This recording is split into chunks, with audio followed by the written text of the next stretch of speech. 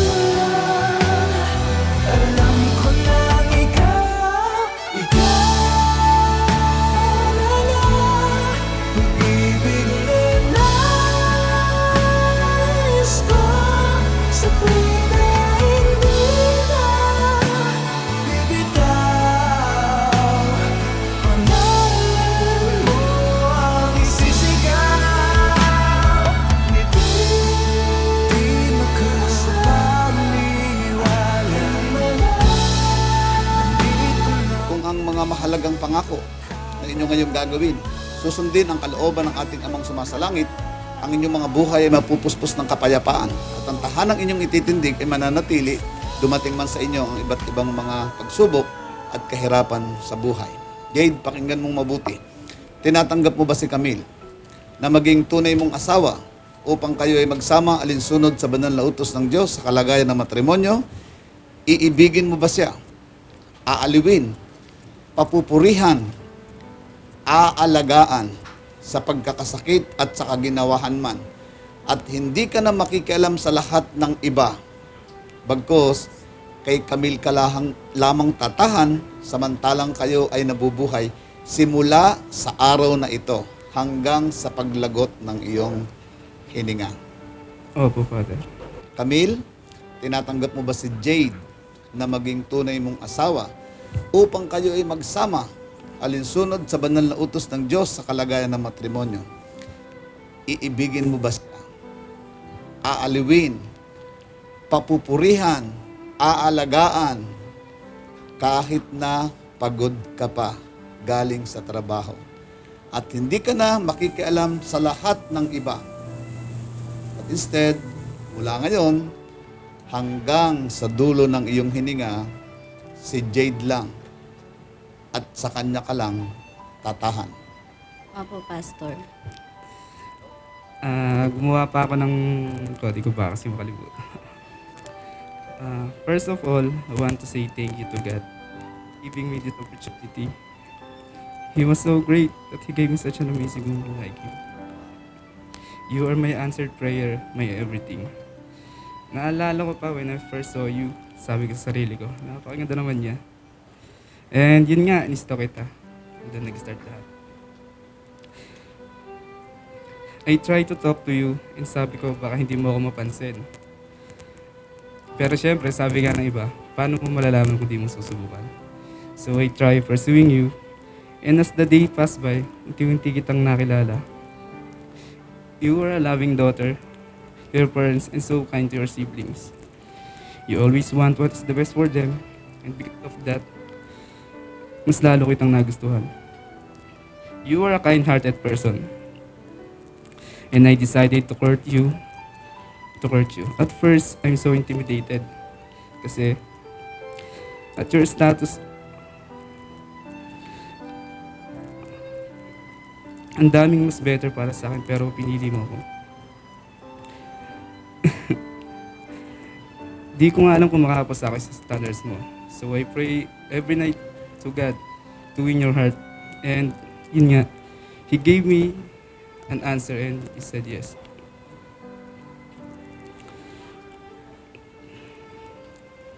And before I say my vow, I want to thank my parents, Mama and Papa, for your sacrifices and your conditional love.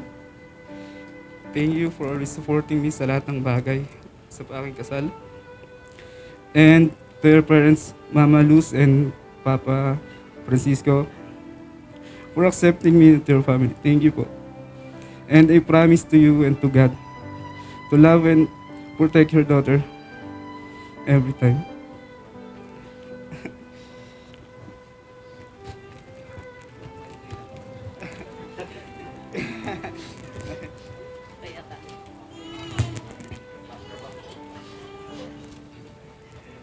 Camille, my love, I promise you to encourage your compassion because that is what makes you unique and wonderful.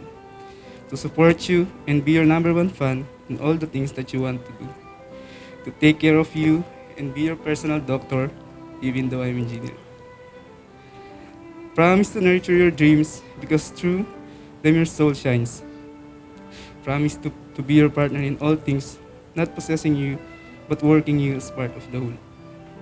And I promise to be your personal chef, to be your personal bodyguard, and to support all your dreams. And I love you so much, my beautiful baby. Since we have been together, you have made me feel more complete, more alive, and have shown me the true meaning of happiness.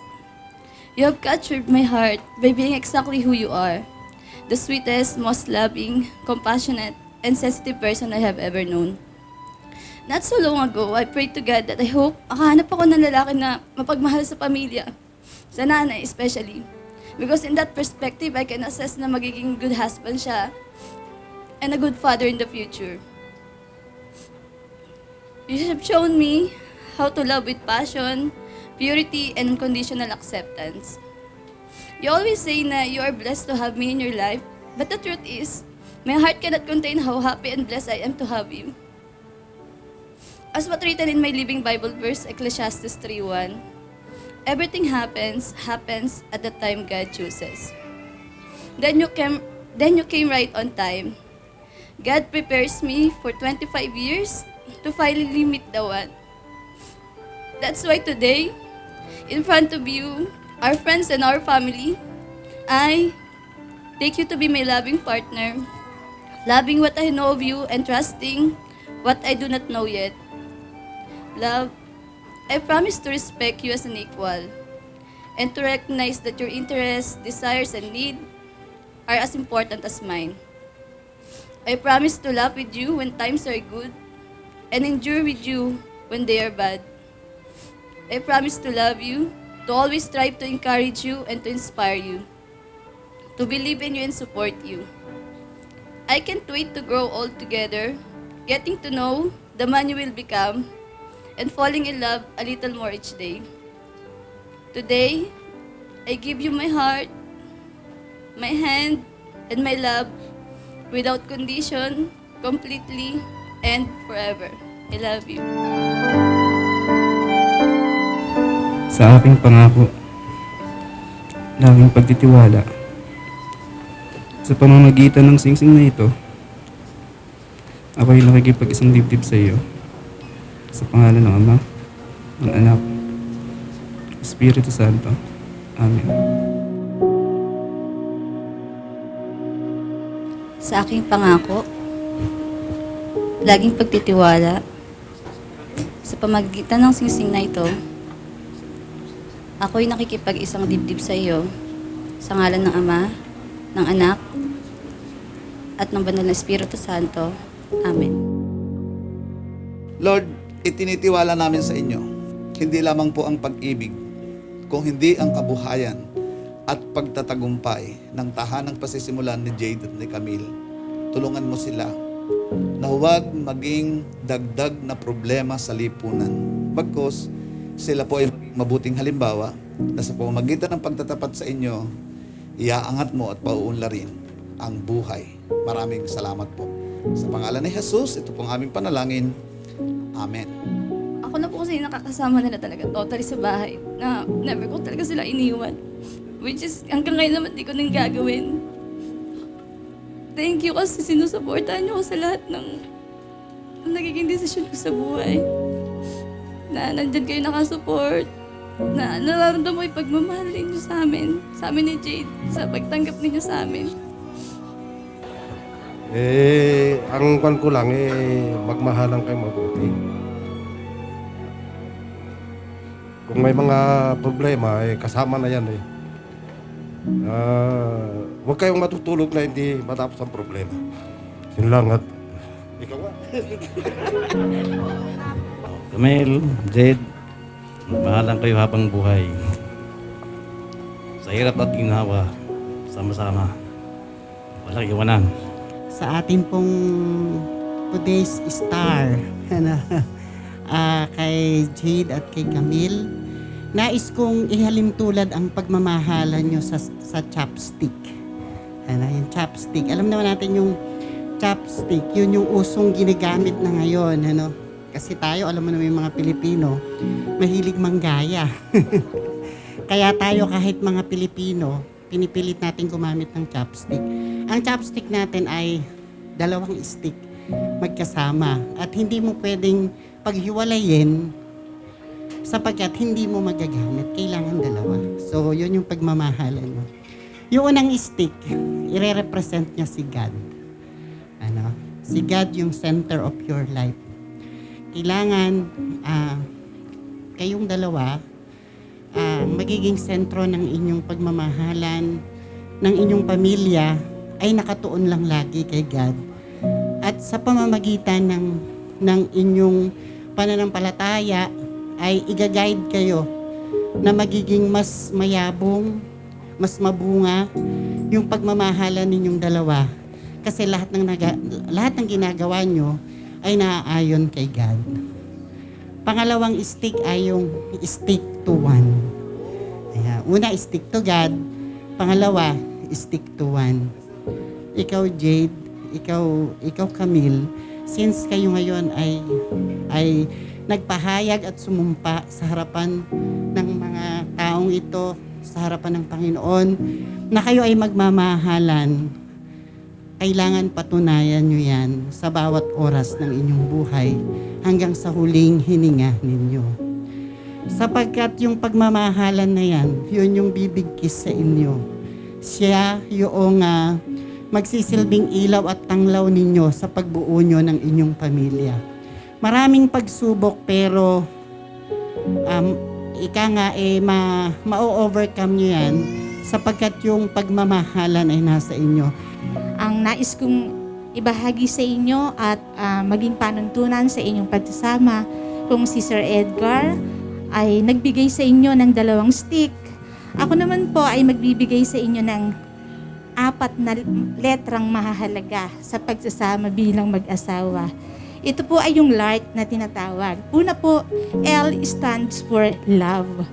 Ito pong pagmamahal, ang love, ang siya pong nagbibigkis. Bakit kayo nandito? Dahil minahal nyo ang bawat isa.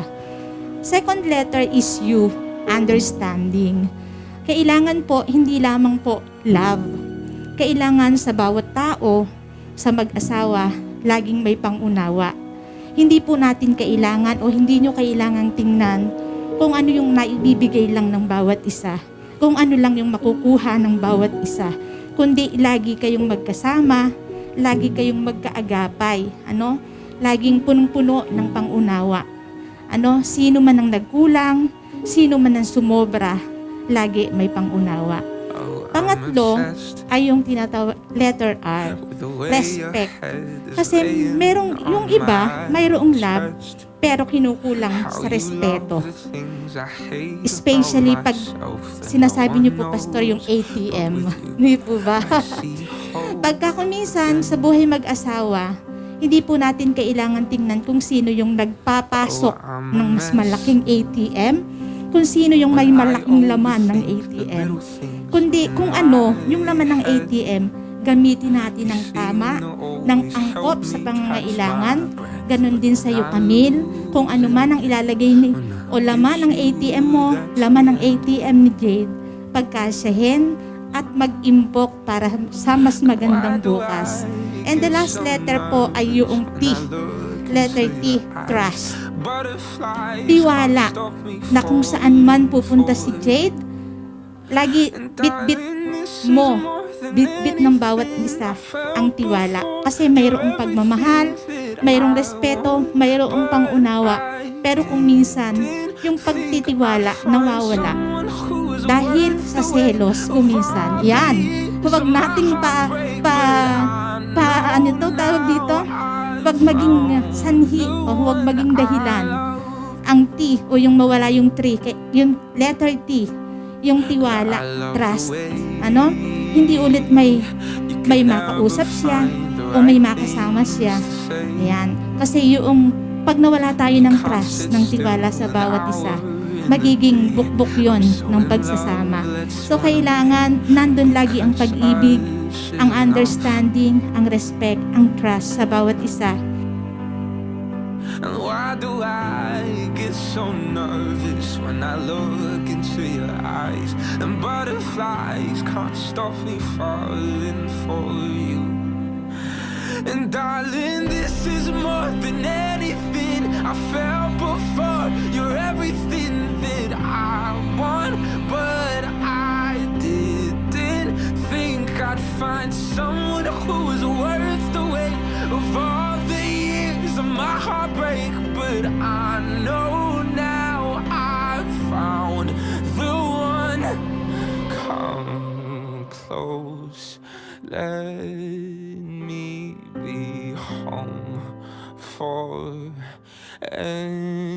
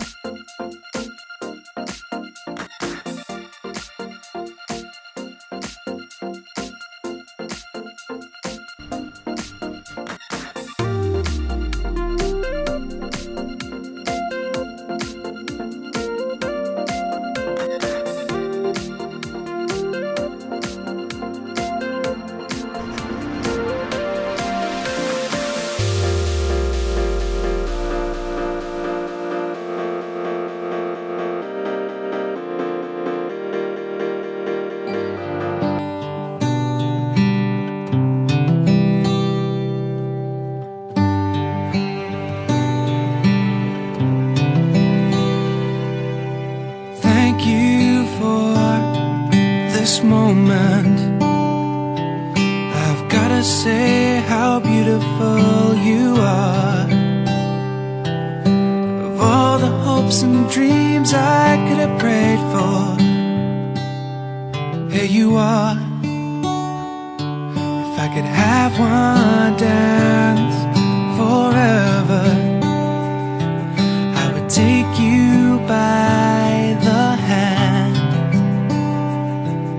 Tonight it's you and I together. I'm so glad I'm your man. And if I lived 1,000 years, you know, I never could explain the way I lost my heart to you that day. But if destiny decided I should look the other way, then the world would never know the greatest story ever told. And did I tell you that I love you tonight? I don't hear the music when I'm looking in your eyes, but I feel the rhythm of your body close to mine. It's the way we touch that sends me. It's the way we'll always be. Your kiss, your pretty smile, you know I'd die for. Oh baby, you're all I need. And if I lived 1,000 years, you know, I never could explain the way I lost my heart to you that day. But if destiny decided I should look the other way, then the world would never know the greatest story ever told. And did I tell you that I love you, just how much I really need? Maraming salamat sa mga kaibigan, kamag-anak, at mga bisitang dumalo sa araw ng pinakamahalagang oras ng aking mga anak.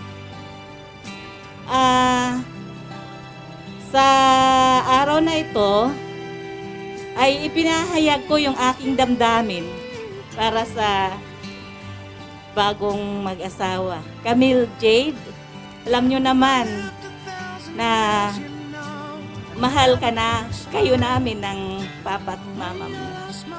So, ang akin lang hinihiling buhat sa simula pa naman ay mahalin mo si Camille ng buong buo. Dahil minahal namin siya nung maliit pa, ayaw namin padapuan ng langaw at lamok. Bumibili si papa niya ng kung ano-ano. Pag may sugat, nagkakandaan si papa niyang pangungustos ng nilagang bayabas. Hindi mo man, Jed, di mo man malampasan, kahit man lang mapantayan mo. Maraming salamat po. Camille, Jade, sana mahalin mo ng buo si Camille habang buhay. Sa hirap, basta sama-sama. Maragandang hapon po sa ating lahat. Unang-una ay nagpapasalamat po kami sa mga dumalong bisita at saka sa mga nandito lahat. Ano bang maganda? Ngayon ang masasabi ko lang sa inyo, Jade and Camille, magmahalan kayo ng totohanan talaga. Kasi, ganito yan, anak mo na.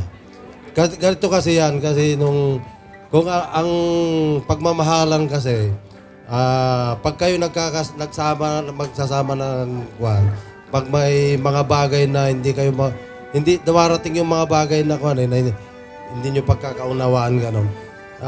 Ang ginagawa ko kahit tumagal kami nitong si mama mo, pag may hindi kami pagkakaunawaan, hindi ko tinutulugan yan at hindi ko siya napapaamo. talagang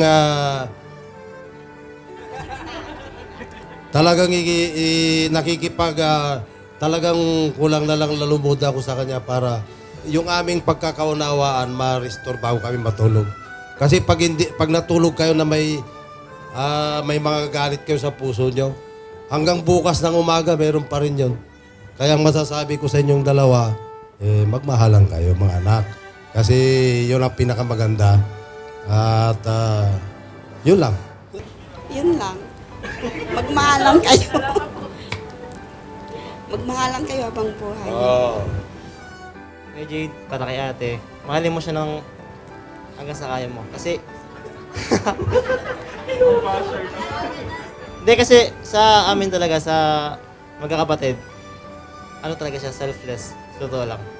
So, gusto ko lang talaga na kung ano yung binigay niya ng pagmamahal sa amin, sana na may, hanggang nabubuhay kayo, ibigay mo sa kanya. Kasi mahal na mahal namin yan. Kumbaga, sabi nga ni mama nung nakaraang kasal ng kuya ko, hindi siya nagbabawas ng anak, nagdadagdag siya.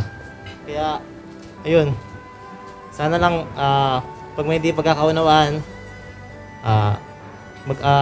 yun nga, sabi ni sir,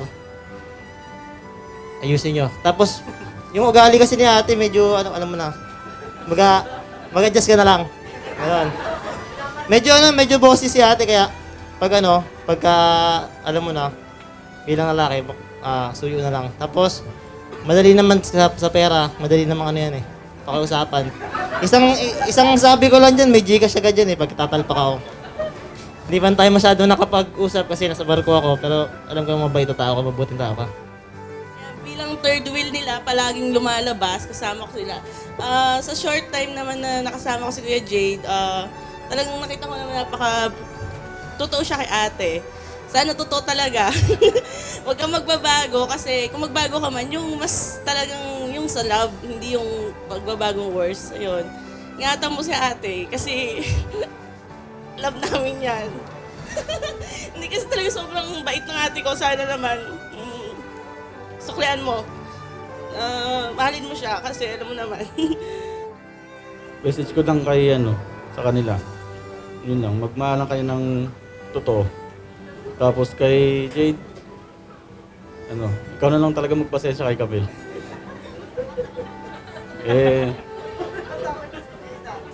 Kumbaga si Camille kasi sa amin magkakapatid, talagang totoo na aminado ako siya, pinakamahina kasi talaga. Kaya kung may minsan, pagpasensya mo na lang. Basta mahalin mo na lang. Magmahalan kayo, tsaka kami nag-usap naman na tayo, so ikaw nang bahala sa kanya. Tsaka, mahalin mo na lang din si mama at mama's boy yan. Yun lang. Thank you. Ayun, huwag ka na magpapatimpla ng kape sa akin kasi may ate Camille ka na. Ayun, best wishes. Tapos, huwag niyo kakalimutan ni Center lagi si God. Hindi kasi ang bait ni Kuya. Yun lang, hindi.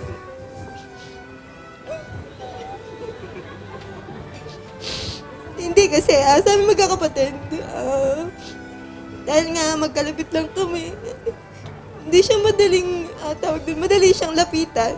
And 100% naman na alam ko mamahalin ka ni Kuya. Ayun, best wishes lang. Pre, nakasama ka na, tigil-tigilan mo yung paglalasing mo. Hindi. Huwag kang sana maligaw ng landas. Mahalin mo na lang ng todo yung si Camille. Yun lang. Minsan, nalalamagay ka na rin sa buhay, may asawa. Ayun, alam ko namang na napakabait mo, na kaibigan, pinsan, at alam ko na mamahalin mo si Camille ng buong buo. At simula una pa lang, dito na ako nakasuporta sa inyong dalawa. Ayun, magmahalan kayo habang buhay. Best wishes. Maganda ka na noon, napakaganda mo pa lalo ngayong araw na. Ayan, ang message ko lang is, syempre, best wishes. O bilang ikaw ang nauna sa ating magkakaibigan, i-seminar mo na lang kami. Kung ano ang mo kayo mag-asawa. So, I wish you all the best. And ready na rin ako maging ninang for your future babies. Yun lang. Thank you. Kasi trivia lang kasi halos magkasabay kaming nain ni Camille sa work. So parang sabay din kami nag-grow. Medyo sa physical, ako lang yung nauna, naiwan siya. Si Camille kasi high maintenance. Alam niyo naman, kailangan hindi mo siya iiwan kasi pag mag-isa yan, feeling niya kawawa siya. Feeling niya siya yung pinakakawawa sa mundo pag mag-isa siya. So kailangan lagi siyang may kasama. So sa maigsing panahon na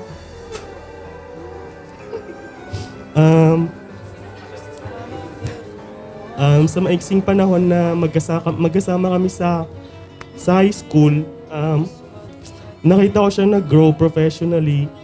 Nakita ko siya na masaya siya. And on her most down moments, nakita ko din siya.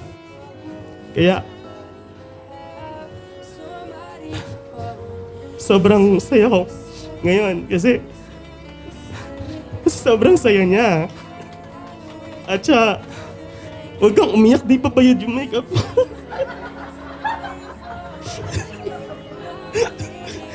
Yun. I wish you all the best. And to Jade, iba yung glow ni Camille ngayon. Sobra. And that manifest of how you love her. So, I hope and I pray na malakas kayo, healthy kayo, and bigyan nyo na kami ng inaanak. Thank you. Hello po, hello. First of all po, I want to say thank you to God kasi if it's not Him, hindi po mangyayari itong araw na to. And second is thank you sa family ni Camille, sa my family for supporting us. Thank you po and kasi lagi kayo dyan and tinanggap niyo po kami ng buong buo. And sa mga kaibigan po, thank you rin po kasi naglaan po kayo ng oras at panahon para makatin sa napaka-special na araw namin yun. Yun lamang po and God bless. Thank you so much po for giving your time, precious time, para makaten po sa aming intimate wedding. Hindi naman talaga, from the start, hindi namin plan talaga magpakasal ng ganito. I mean, simple pa nga to. Pero yung plan kasi namin parang yung family lang talaga, yung parang magugulot na lang, kinasal na kami, gano'n. Yung walang pati sa mga kaibigan. And then, nag-isip kami, paano yung kainan? Saan kakain? Kakasya ba sa bahay? Tapos ngayon, nagpunta kami dito sa Villa Esmeralda. Then, nakalagay parang intimate package. Then, grinab namin yung opportunity para naman makasama din po namin yung mga taong nagpasaya sa amin, mga taong minahal namin, including my friends, my coworkers, and then our family, of course. Ayan, sa mga ninong na nawala na. Thank you kasi nag-iwan muna kayo bago kayo mag-isipag. Thank you po sa lahat. Thank you so much po.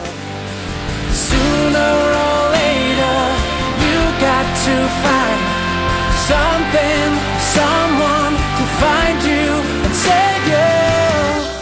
When you're lost in the dark, when you're out in the cold, when you're looking for something that resembles your soul, when the wind blows your house of cards, I'll be a home to your homeless heart.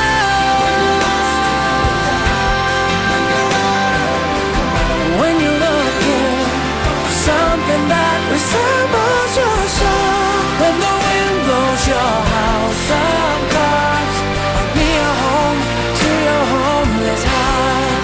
Yeah, I'll be a home to your homeless heart.